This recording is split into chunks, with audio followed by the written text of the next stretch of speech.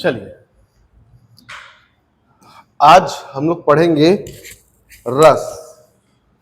ठीक है, सभी एग्जाम्स में जिनमें हिंदी का पोर्शन पूछा जाता है उसमें रस आने की संभावना बहुत ज्यादा होती है।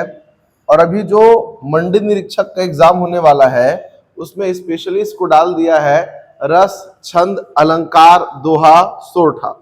ठीक है, इसमें छपय छंद भी होता है, आपका गीतिका भी होती है, रोला भी होता है। खैर उसके बारे में बात नहीं, अभी सिलेबस में दिया नहीं है तो हम उस बारे में बात अभी नहीं करेंगे, जो दिया उसके बारे में पढ़ते हैं और जहां से क्वेश्चन की संभावना बहुत ज्यादा होती है। देखिए सबसे पहला हमारे पास दिया हुआ है रस। ठीक, रस का परिचय क्या होता है भाई? रस का शाब्दिक अर्थ होता है आनंद। किसी भी प्रकार की भौतिक या फिर मानसिक चीजों को देखकर अनुभव करने से जो मन के अंदर जो भाव उत्पन्न होते हैं उसे ही कहा जाता है रस। अगर किसी चीज को देखकर हंसने का मन कर रहा है तो क्या है वो? हास्य रस है। अगर किसी बच्चे को देखकर अपने को अच्छा लग रहा है तो वात्सल्य रस है। अगर किसी के सुंदरता को देखकर या किसी के गाने को देखकर हमको आनंद आ रहा है तो वो श्रृंगार रस है। अगर मान लो कोई कटा छटा मांस का टुकड़ा पड़ा हुआ है तो विभत्स रस है। कभी हमको गुस्सा जाता है तो वो रौद्र रस है। बात समझ आ रही है? इस प्रकार के रसों का क्लासिफिकेशन है। कुल 11 प्रकार के क्या है? रस है। कुल कितने हैं? 11 प्रकार के रस है। उसके बारे में बात कर लेते हैं हम। किसी काव्य को पढ़ने, सुनने या नाटक को देखने से मन में जो आनंद की अनुभूति होती है उसे ही रस कहा जाता है। रस को काव्य की आत्मा या फिर प्राणत्व कहा गया है। आपको पूछ सकता है कि काव्य की आत्मा क्या होती है? रस होती है, दोहा होता है, सोठा होता है, छंद होता है, अलंकार होता है। सर काव्य की आत्मा क्या होती है? तो रस होती है। प्रवर्तक सर्वप्रथम आचार्य भरत मुनि ने अपने प्रसिद्ध ग्रंथ नाट्य शास्त्र में रसों का विमोचन किया। इसमें क्वेश्चन क्या मिलता है कि नाट्य शास्त्र जो है वो किसका ग्रंथ है? तो आचार्य भरत मुनि का। और छत्तीसगढ़ से इसका क्या संबंध है कि छत्तीसगढ़ के रायगढ़ के रामगढ़ की पहाड़ियों में जो सीता बेंगरा गुफा है जो कि विश्व की प्राचीनतम नाट्यशाला है, एक्चुअल में किसकी थी बेटा? वो आचार्य भरत मुनि की थी। बात समझ में आ रही है? इनका सीधा संबंध कहां से है? तो छत्तीसगढ़ के स्थलों से है। चलिए आगे आते हैं। इसमें हम लोग कहता है रसों के अंग। देखिए रसों के यहाँ पे मुख्य रूप से 4 अंग बताए गए हैं। रसों के मुख्य रूप से 4 अंग बताए गए हैं। कौन कौन से अंग है भाई? सर हमारे पास एक होता है स्थायी भाव, एक होता है विभाव, एक होता है अनुभाव और एक होता है संचारी भाव। 4 अंग होते हैं। क्वेश्चन यही बनेगा कि सर रस के कितने अंग होते हैं? तो बताइएगा कि सर रस के कितने अंग होते हैं? रस के 4 अंग होते हैं। कितने अंग होते हैं? 4। क्वेश्चंस ये तो सर बात की बात है। क्वेश्चंस ये बन जाता है कि रस के कितने अंग होते हैं, तो ये मुश्किल अवस्था होती है। 1 2 3 4 9 11, तो कितने अंग कितने होते हैं? तो 4 अंग। कौन कौन से होता है? एक होता है स्थायी भाव, एक होता है संचारी भाव। स्थायी मतलब रुका हुआ, संचरित मतलब चलने वाला। याद करने का तरीका ताकि दिमाग में जल्दी बैठ जाए। स्थायी भाव और संचारी भाव, विभाव और अनुभाव, ये दोनों एक ही है। भाव और भाव, विभाव और अनुभाव। स्थायी भाव, संचारी भाव, विभाव और अनुभाव। रस के कितने अंग हो गए? 4 अंग हो गए। अब सबसे पहला, हृदय में मूल रूप से विद्यमान रहने वाले भाव इनकी संख्या पहले 9 थी, अब कितनी हो गई है? 11। रस के कुल कितने स्थायी भाव है भाई? 9। बाद में कितने हो गए? तो 11। क्योंकि हर चीज में रिसर्च चलते रहता है और कुछ कुछ नई चीजें निकलती आ रही है। तो रसों के स्थायी भाव की संख्या मूल 9 थी, अब कितनी हो गई है? 11। संचारी भाव की बात करते हैं। मन में संचरण करने वाले, आने जाने वाले भाव, जो अस्थिर भाव होते हैं उसे क्या कहा जाता है? संचारी। दोनों एक दूसरे के रेसिप्रोकल है। जो दिमाग के अंदर बसे हैं, रचे हुए हैं, वो स्थायी भाव, और जो आते जाते हैं वो संचारी भाव। एक है विभाव और एक है हमारे पास अनुभाव। उनको भी देख लीजिए। विभाव क्या होता है? स्थायी भावों को सृजित करने वाले कारण। स्थायी भाव को पैदा करने वाले जो कारण होते हैं वो होते हैं विभाव। और अनुभाव क्या होता है? मन के भावों को व्यक्त करने वाले शारीरिक चेष्टाएं क्या होती है? अनुभाव। मतलब हम लोग फिजिकली जो एक्टिविटीज करते हैं जिससे हम अपने भाव को व्यक्त कर पाते हैं वो क्या होता है, अनुभाव। और स्थायी भाव को जागृत करने वाला, स्थायी भाव तो पड़ा हुआ है लेकिन उसको जागृत करने वाला कौन होता है, तो विभाव होता है। ठीक है, तो 4 प्रकार के हमारे पास रस के क्या होते हैं, प्रकार होते हैं, स्थायी भाव, संचारी भाव, विभाव और अनुभाव। स्थायी भाव जो मन के अंदर पहले से विद्यमान है, पहले उनकी संख्या 9 थी जिसमें से भरत मुनि ने 8 दिए थे, बाद में संख्या हो गई है 11। संचारी भाव क्या होते हैं, जो मन में आते जाते रहते हैं, संचरित होते हैं। विभाव क्या करता है, स्थायी भाव को ट्रिगर करता है, प्रेरित करता है। और अनुभाव क्या करता है बेटा, तो ये हमारे अंदर मन के भावों को व्यक्त करने वाली और शारीरिक चेष्टाओं के हिसाब से व्यक्त करने वाली प्रक्रिया कहा जाता है अनुभाव। क्लियर है ये? चलिए, रस बहुत बड़ा नहीं है लेकिन हाँ सर, चीजें आती यहां से, कंटेंट यहां से पूछा जाता है। ठीक है, जैसे हमारे पास दिया हुआ है रस, स्थायी भाव और संचारी भाव। कितने प्रकार के रसों के बारे में बात करेंगे हम लोग, पहले तो 9 थे जिसमें से वाजपेयी ने दिया 9वां, और 8 रस किसने दिए थे, तो आचार्य भरत मुनि ने दिए थे। और अगर 8 ऑप्शन में ना दे और अगर 9 दे तो भरत मुनि के साथ 9वां रस भी आप लगा सकते हो। बाकी किशोरी प्रसाद त्रिपाठी मिलाकर कितने दिए थे, तो कुछ कुल मिलाकर हमारे पास 11 रस हो चुके हैं। रस का स्थायी भाव और संचारी भाव, तो यहाँ पर बेटा हमारे पास इस सेक्शन में सारे रस बताए गए हैं। यहाँ बताया गया उनका स्थायी भाव और यहाँ पर बताया गया उनका संचारी भाव बताया गया है। अब मेरी बात हमेशा याद रखना, पेपर में सबसे ज्यादा जो पूछता है सर वो कौन सा पूछता है, स्थायी भाव, रस और उसके स्थायी भाव को पूछता है। एग्जामिनर के लिए बड़ा आसान हो जाता है एक क्वेश्चन क्रिएट करना कि मेरे पास 4-5 क्या हो, ऑप्शन बनाने के लिए मेरे पास कंटेंट अवेलेबल हो।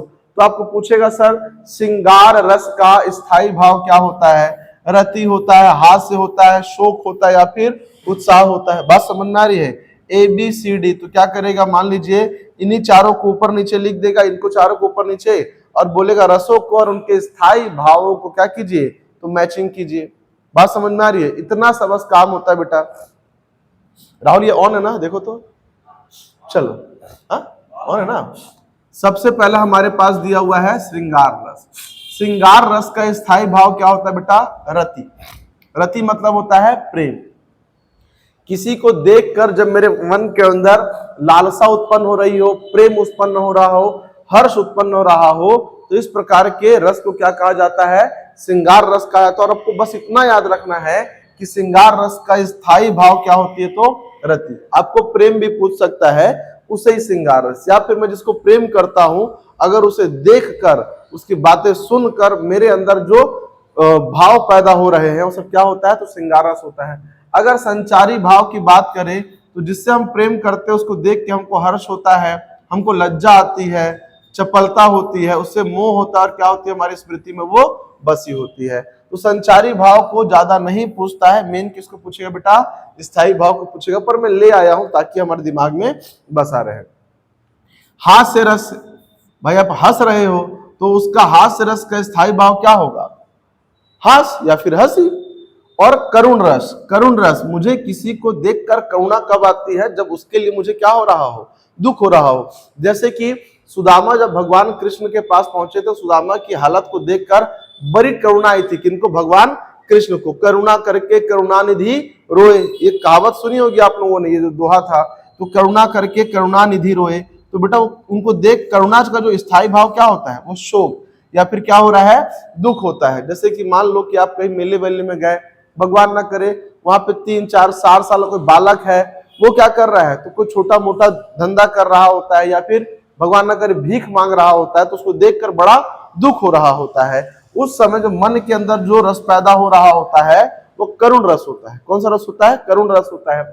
तो श्रृंगार रस जो है उसका स्थायी भाव रति है, हास रस का हास हंसी है, करुण रस क्या होता है जी, शोक या फिर दुख होता है। वीर रस, वीर रस क्या होता है, उत्साह होता है। वीर रस कब आता है कि जैसे मान लो कौरव पांडवों की बात कर रहे हैं। मैं इतना आपको हिस्ट्री में इतना डीप क्यों ले आ रहा हूं भाई, क्योंकि रसों का जो उद्गम हुआ है वो उस समय हुआ है। और ज्यादातर जब रसों का वर्णन किया जाता है तो भगवान कृष्ण और महाभारत काल से संबंधित जो पात्र है उनको उठाकर उनके बीच में जो स्टेटमेंट्स के माध्यम से उसको व्यक्त किया जाता है। इसीलिए मैं आपको उतने पुरानी बातों में ले जा रहा हूं। जब वीर रस क्या होता है कि जैसे कि जब द्रौपदी का चीरहरण हुआ था, फिर उसके बाद भगवान कृष्ण ने उनकी लज्जा बचाई थी, और उसके बाद भीम क्या किया था, कसम खाया था, है ना, कि मैं कौरव पांडव जो है मिलकर क्या करेंगे, कौरवों का नाश कर देंगे, और धृतराष्ट्र के 100 पुत्रों का वध कौन करेगा, अकेले मैं करूंगा। तो उस समय जो उसके अंदर, भीम के अंदर जो रस था, वो रस कौन सा था, वीर रस था, है कि नहीं। कौन सा रस था वो, वीर रस था, है कि नहीं। वीर रस क्या दिखाता है, एक प्रकार के उत्साह को, किसी प्रकार के कार्य को करने को उत्साह को दिखाता है। यहां पे सर हमारे पास दिया हुआ है धृति, गर्व, तर्क, आवेग और हर्ष। ये सबके सब क्या है, तो संचारी भाव है। किसके, संचारी भाव किसके बेटा, तो वीर रस के हैं। क्लियर है ये। चलिए नेक्स्ट करते हैं हम लोग इसमें। ये 4 रस हुए हमारे पास। उसके बाद भयानक रस।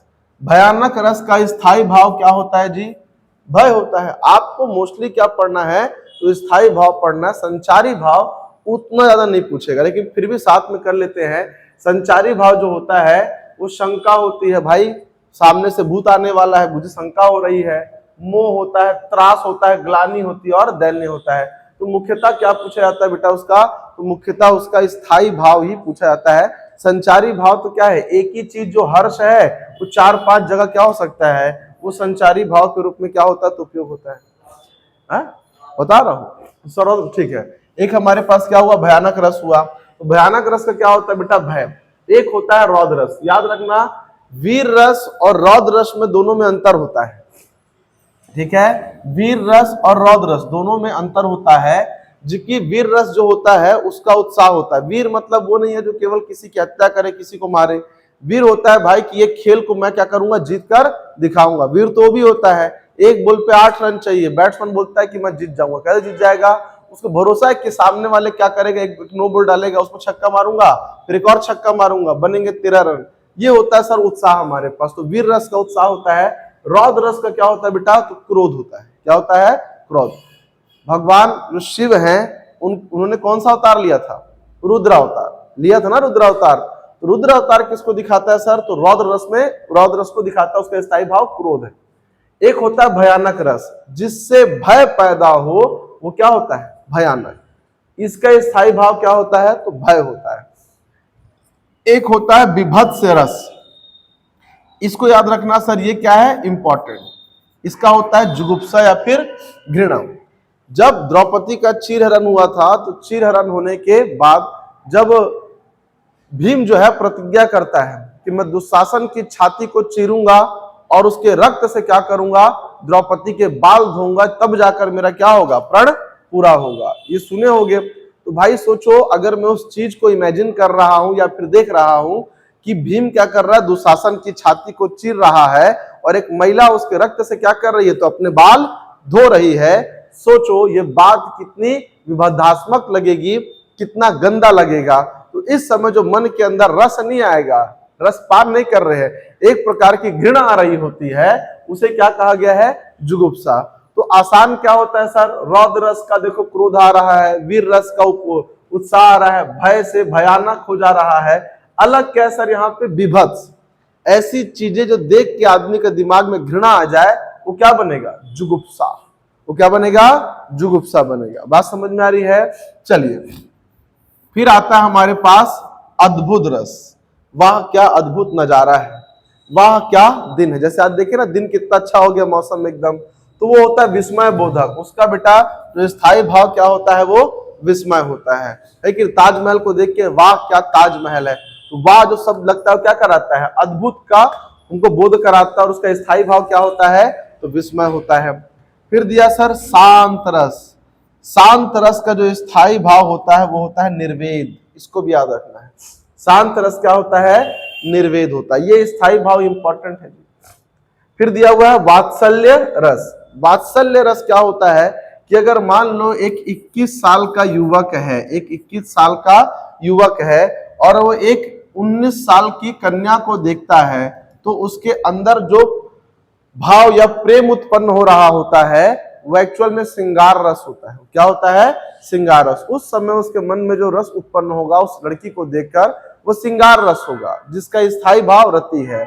लेकिन अगर एक 30 साल का व्यक्ति है, 30 वर्ष का व्यक्ति है, और वो क्या करता है, वो एक 3 वर्ष की कन्या को देखता है, 3 वर्ष की कन्या को देखता है, तो भी उसके मन में क्या होगा, तो प्रेम उत्पन्न होगा। लेकिन वो प्रेम जो है वो श्रृंगार रस नहीं होगा, वो कौन सा रस होगा, वात्सल्य रस होगा। वो कौन सा रस होगा, वात्सल्य। भाई अंतर है ना, छोटे बच्चों को देखकर भी प्यार आता है, अपने बराबर वाले को भी देखकर प्यार आता है, लेकिन बराबर पे आने वाला प्यार और बच्चों पे आने वाला जो प्यार होता है, वो दोनों में क्या होता है, अंतर। तो यही क्लासिफिकेशन है प्रेम का। जो हमारे पास जो रस था वो श्रृंगार रस था प्रेम का। आगे जाकर कुछ और हमारे पास इसी में साहित्यकार हुए, उन्होंने देखा कि प्रेम है, लेकिन प्रेम की परिभाषा भी अलग अलग है। प्रेम की परिभाषा सामान्य वालों में अलग है, और छोटे बच्चों को देखकर जो प्रेम उत्पन्न होता है उसमें प्राप्त होने वाला रस क्या है, अलग है। उस रस को क्या नाम दिया गया, वात्सल्य रस दिया गया।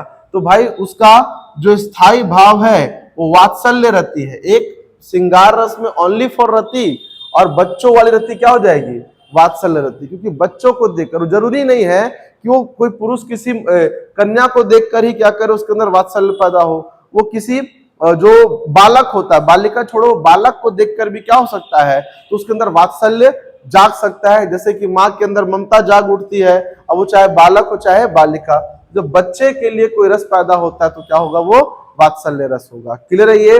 चलिए एक हमारे पास है भाई भक्ति रस, एक हमारे पास कौन सा है, भक्ति रस। और भक्ति रस का जो हमारे पास दिया हुआ है वो है सर देवरति। लोग तो भक्ति में भी क्या करते हैं, भगवान के प्रेम में पागल हो जाते हैं, नहीं होते भगवान के प्रेम में पागल, तो वही प्रेम है सर। पहले ये भी क्या था हमारे पास, 9वां यहां तक तो ठीक था, 10वां और 11वां दोनों श्रृंगार रस का ही क्या है, तो सेकेंड पार्ट है कि सर प्रेम जो होता है अगर बराबर वाले से तो श्रृंगार रस मिल रहा है, अगर बच्चे को देखकर प्रेम उमड़ा तो वात्सल्य रस है, और भगवान को देखकर अगर प्रेम उमड़ जाता है तो वो हमारे पास क्या है, अनुराग है। क्या है वो, अनुराग।